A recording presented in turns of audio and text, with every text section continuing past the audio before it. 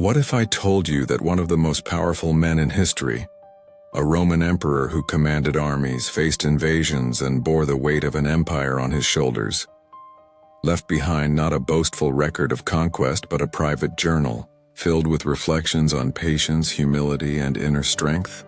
Imagine Marcus Aurelius, the philosopher king, sitting alone by lamplight in the stillness of the night, scribbling thoughts not for glory or recognition, but as quiet reminders to himself, how to stay grounded amidst chaos, how to resist anger, how to lead with virtue rather than ego. He didn't seek applause, he sought clarity. In a world that demanded toughness, he chose tenderness of thought and discipline of soul. Now, centuries later, those personal notes, his meditations, speak louder than ever. What can we learn from a man who ruled the known world, yet wrestled with the same doubts and fears we face today? In this video, we explore 10 of his most profound insights, timeless lessons that can transform how you see adversity, purpose, and the path to true inner peace. Let's dive in. You have power over your mind, not outside events. This is the beating heart of Stoicism, a reminder that while the winds of life may howl and the storm may rage, the mind remains our fortress. You don't control the traffic, jam that makes you late, the betrayal that cuts deep, or the sudden illness that changes everything. But you do control the meaning you assign to these moments. When someone mocks you, when your plans unravel at the seams, or when the world seems unfair and cold, ask yourself, how will I respond? That's your battlefield. That's where true power resides. Not in changing the chaos outside, but in choosing stillness within. Think of Viktor Frankl, finding purpose in a concentration camp, or Nelson Mandela, cultivating peace behind prison bars. Mastery isn't about dominance over others. It's about restraint, resilience, and radical responsibility for your inner world. The external world can shake your body, but only you can give it permission to shake your soul. The impediment to action advances action. This isn't just a clever phrase you throw around when things get tough. It's a radical transformation of how you see adversity. Marcus Aurelius wasn't speaking in metaphors. He was handing you a blueprint for resilience. Imagine you're facing a locked door. Most people turn back, frustrated, defeated. But the Stoic sees the door not as a dead end, but as the very path forward. What if every obstacle wasn't there to stop you, but to shape you? When life throws its punches, loss, failure, rejection, it's not the universe conspiring against you, it's life training you. The weight you lift in the gym tears your muscles so they can rebuild stronger. Life does the same. That delay in your career, that betrayal from someone you trusted, that unexpected failure, each one holds hidden power. The challenge is not the enemy, it's the forge. You don't become unshakable by avoiding hardship. You become unshakable by walking through it. So when something blocks your path, don't just ask why me, ask what now? Because the obstacle is not in your way, it is the way. 3. If it is not right, do not do it. If it is not true, do not say it. Character is forged in the quiet moments, the ones that pass unnoticed by the world, but resonate deeply within. It's easy to perform acts of kindness, or speak with honesty, when eyes are upon us, but true integrity is built in the silence when no one is watching, and the only person who will know whether we've stayed true to ourselves is us. Marcus Aurelius's words cut straight to the heart of this truth, urging us to hold ourselves to a standard that can't be swayed by external expectations or fleeting praise. In a society that often values appearance over substance, we are constantly tempted to act in ways that impress others or twist our words to fit their desires. But Marcus's wisdom offers a refreshing antidote. Don't do what's popular or convenient. Don't say what will win applause or gain favor. Instead, do what's right, because it's right. Speak the truth, not to manipulate, but because it's the only thing that aligns with your inner compass. Imagine the peace that comes with knowing that your actions and words are aligned with your truest self, not the facades you might wear for others. In those quiet moments, we define our character, not by what we do in the spotlight, but by what we choose when the world is silent.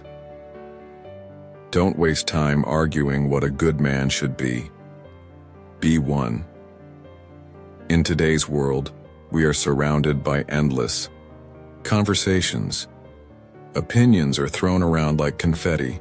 Theories are debated with fervor, and everyone seems eager to define the ideal of a good person. Social media, news outlets, and even our own circles often encourage us to discuss, argue, and critique. But here's the truth that Stoicism teaches us. It's not about talking, it's about doing. You can spend your entire life engaged in intellectual battles convincing others of your virtues, but none of that matters unless your actions reflect those values. The real test of character is not in the words you speak, but in the quiet, daily choices you make. Imagine standing in the midst of a crowded room, your actions louder than any words could ever be. You don't need to convince anyone you're good. Your integrity, kindness, and honesty will speak for you. Living with virtue means showing up every single day, consistent in your actions, even when no one is watching. The best way to embody the Stoic ideal is to live it authentically, in the small moments. Is your character evident when you're alone, when the spotlight isn't on you? Can you remain steady, calm, and just when life presents its challenges? Let your life be the proof, not your words. The best revenge is to be unlike him who performed the injury. When someone wrongs you, it's almost instinctual to want to retaliate, to get even, to make them feel the sting they've inflicted on you. Your ego screams for justice, for vengeance. In those moments, the desire to strike back feels almost like a fire burning within, demanding release. But here's the paradox. Marcus Aurelius, one of history's wisest leaders, urges us to resist that impulse. Instead of matching cruelty with cruelty or sinking to their level, he calls us to rise above. What would it mean to turn the other cheek, not out of weakness, but from a place of inner strength? Imagine being so rooted in your values, so deeply grounded in your principles that nothing, no amount of insult, no betrayal, no petty behavior, could drag you down into the mud with them. That is power. True strength is not in vengeance, but in maintaining your integrity, remaining calm and centered while others falter in their anger. It's easy to get caught up in the cycle of retaliation, but can you imagine how liberating it would feel to step outside of it, to break free from the chains of resentment, to become someone who rises above the chaos instead of being swept away by it? When you choose this path, you reclaim control, not just over your actions, but over your emotional state, your peace of mind, and ultimately, your life. 6. Everything we hear is an opinion, not a fact. This simple yet profound idea holds the key to freeing your mind. Imagine walking through your day, your thoughts filled with the noise of social media updates, news flashes, and the opinions of others. Now consider that most of these things aren't objective reality. They're someone else's filtered version of it. What you hear, what you see is often distorted by personal bias, cultural conditioning, or even the need to create drama or provoke emotions. Social media, for example, is a curated version of life, not the full story. It's as if we are constantly looking through tinted lenses. What appears before us is not the raw, unfiltered truth, but an interpretation of it. The headlines we read, often designed to evoke a reaction, not inform. The gossip we overhear, It's shaped by someone's perspective, not the entire picture. So how do we break free from this cycle? We train ourselves to pause, to question what's being presented to us and to reflect before reacting. Instead of immediately absorbing the opinions and perspectives around us, we learn to sit with our own thoughts and observe, quietly, without judgment. In a world where everyone is speaking, it's easy to forget that silence can be a form of wisdom. By protecting our minds from the noise of others, we create space for clarity and inner peace. Wouldn't it be liberating to trust more in your own perspective, rather than being constantly influenced by someone else's version of the world? It is not death that a man should fear, but never beginning to live. We all have an innate fear of death, the inevitable, the unknown, the end of everything we've come to know. But Marcus Aurelius, one of history's greatest philosophers, saw something far more terrifying. His fear wasn't of death itself, but of something far more insidious. The idea of wasting the middle part of life. Picture this for a moment. Waking up every day, moving through the motions of existence, but never truly living. It's as if you're on autopilot, your heart and mind absent from the journey. You get stuck in routines, too afraid to love deeply, to take risks, or to pursue what you truly desire. This fear of living authentically traps you in a cage of mediocrity. When was the last time you truly felt alive? Not just physically present, but deeply engaged with the world around you. Marcus's message is crystal clear. Don't wait for that elusive, perfect moment to start chasing your dreams. The moment is now. Every minute you spend waiting is another minute you could be living with courage, purpose, and passion. Embrace life, with all its uncertainties and challenges, and give it everything you have.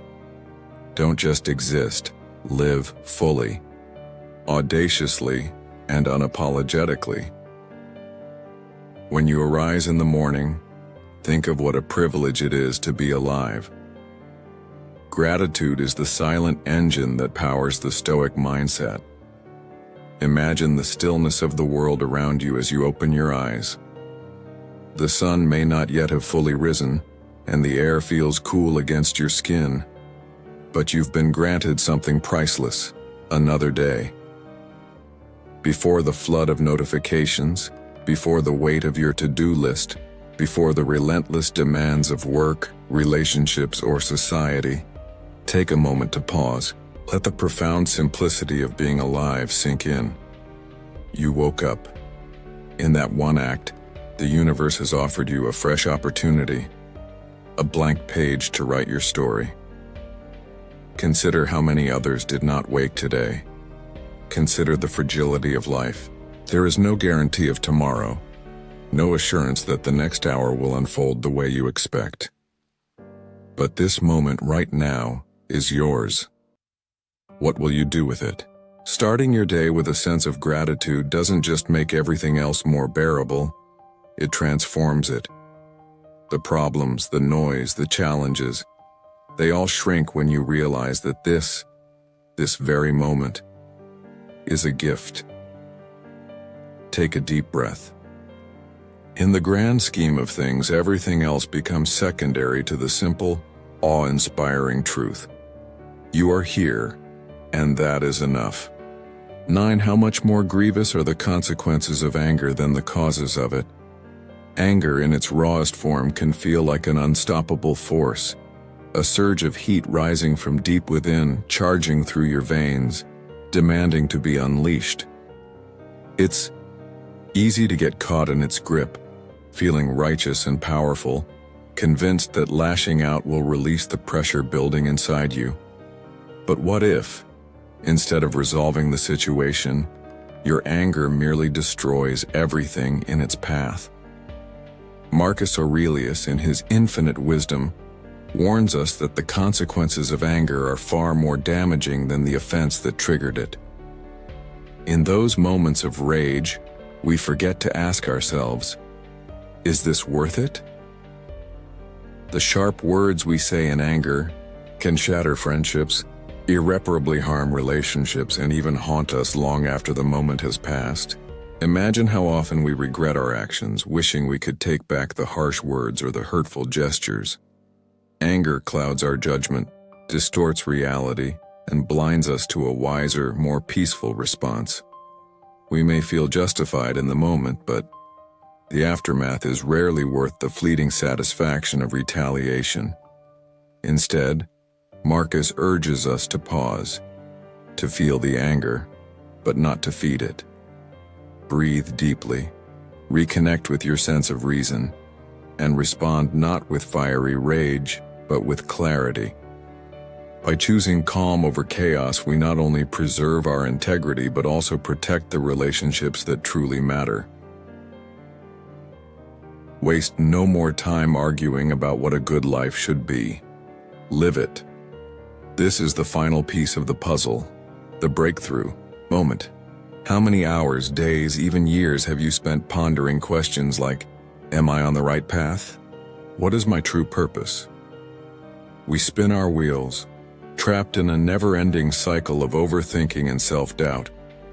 We get caught up in comparing ourselves to others, searching for some perfect formula that will lead us to happiness or success. But what if the answer is much simpler than we think? Marcus Aurelius, in his timeless wisdom, urges us to stop wasting precious time in the realm of theory. He tells us to live, to stop debating what a good life is supposed to look like and start experiencing it in the present moment. Think about it. We spend so much of our lives waiting for some ideal scenario to unfold. We think the good life is a distant, elusive destination. But Marcus cuts through that illusion. The good life isn't found in endless discussions or plans. It's found in action. It's in doing good work, no matter how small or seemingly insignificant. It's in being kind to others, not because we expect anything in return, but because it's the right thing to do. It's in facing every challenge with courage and resilience, knowing that hardship is part of the journey, not an obstacle to it. The good life, according to Marcus, is not about waiting for the stars to align or for some perfect set of circumstances. It's about making every moment count. It's in living with intention, taking bold steps, and living authentically. What would happen if we all stopped debating and started doing? Conclusion: Marcus Aurelius didn't write to impress or boast about his vast power and achievements. No. His writings were born out of necessity, an urgent need to ground himself in wisdom amid the relentless turmoil of his time. As emperor, he bore the weight of an empire on his shoulders, dealing with constant wars, political intrigue, and personal loss. Yet despite all the external chaos, he chose to look inward, searching for peace within himself. His meditations became his lifeline, a personal journal where he wrestled with his thoughts and emotions, reminding himself day after day that the battle for a good life was not found in external victories or material gains, but in how we choose to respond to the world around us. Imagine that. A powerful emperor, standing on the precipice of history, grappling with the same human struggles we face today. His words still resonate with us, offering a timeless invitation to pause, reflect, and reclaim our inner calm in the face of life's storms. Which of his lessons speaks most to you? Which one made you stop and think, this is what I needed to hear? Share your thoughts in the comments below. And if these words spark something within you, subscribe for more Stoic wisdom every week. Stay strong, stay grounded. Let the wisdom of the Stoics guide you through the chaos.